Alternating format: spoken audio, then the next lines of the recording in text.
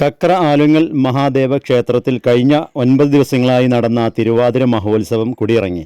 ചൊവ്വാഴ്ച പള്ളിവേട്ടയും ബുധനാഴ്ച ആറാട്ടും നടന്നു. ആറാട്ടിന് ശേഷം തിരുവാതിരക്കളിയും ചവിട്ടുകളിയും ആറാട്ട് സദ്യയുമുണ്ടായി. കളമ്പാട്ട് ഉത്സവ ബലി, മഹാഗണപതി ഹോമം, 12,000 ശംഖാഭിഷേകം, ഭഗവത് സേവ, മഹാഗുരുതി, പുരസ്കാര സമർപ്പണം എന്നിവയും നടന്നു. താന്ത്രിക ചടങ്ങുകൾക്ക് തന്ത്രി അണ്ടലാടി പരമേശ്വരൻ നമ്പൂതിരിപ്പാട് കർമ്മത്വം വഹിച്ചു.